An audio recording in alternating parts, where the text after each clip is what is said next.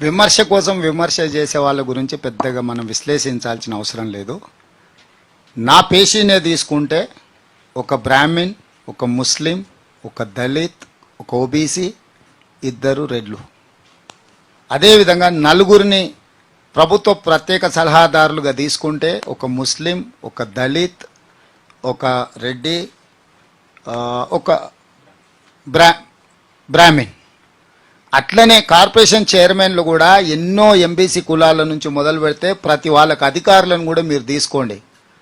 Chief secretary నుంచి principal సెక్రటరీల వరకు మీరు 100 నిర్ణయాలు తీసినప్పుడు దాంట్లో ఒక 10 పేర్లు సపరేట్ చేసి ఒకవేళ మీరు చూసుకుంటే మీకు తెలుస్తుంది. ఆనాడు మంత్రివర్గంలో ఒక్కొక్కరు ఎంతమంది ఉన్నారు, ఈరోజు మా మంత్రివర్గంలో 12 మందిలో ఎన్ని సామాజిక వర్గాలకు మేము అవకాశం ఇచ్చినామో ఒకసారి విశ్లేషిస్తే తెలుస్తుంది. నేనేమంటున్నానంటే సోషల్ మీడియాలో ఉద్దేశపూర్వకమైన వాళ్ళు పెట్టే వాటి ప్రభావితానికి విమర్శ కోసం విమర్శ చేసే వాళ్ళ గురించి పెద్దగా మనం విశ్లేషించాల్సిన అవసరం లేదు.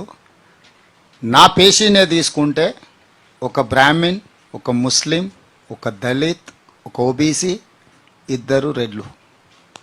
అదేవిధంగా నలుగురిని ప్రభుత్వ ప్రత్యేక సలహాదారులుగా తీసుకుంటే ఒక ముస్లిం, ఒక దళిత్, ఒక రెడ్డి, ఒక బ్రాహ్మిన్.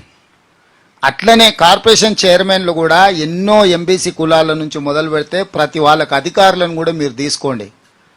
చీఫ్ సెక్రటరీ నుంచి ప్రిన్సిపల్ సెక్రటరీల వరకు మీరు 100 నిర్ణయాలు తీసినప్పుడు దాంట్లో ఒక 10 పేర్లు సపరేట్ చేసి ఒకవేళ మీరు చూసుకుంటే మీకు తెలుస్తుంది. ఆనాడు మంత్రివర్గంలో ఒక్కొక్కరు ఎంతమంది ఉన్నారు, ఈరోజు మా మంత్రివర్గంలో 12 మందిలో ఎన్ని సామాజిక వర్గాలకు మేము అవకాశం ఇచ్చినామో ఒకసారి విశ్లేషిస్తే తెలుస్తుంది. నేనేమంటున్నానంటే సోషల్ మీడియాలో ఉద్దేశపూర్వకమైన వాళ్ళు పెట్టే వాటి ప్రభావితానికి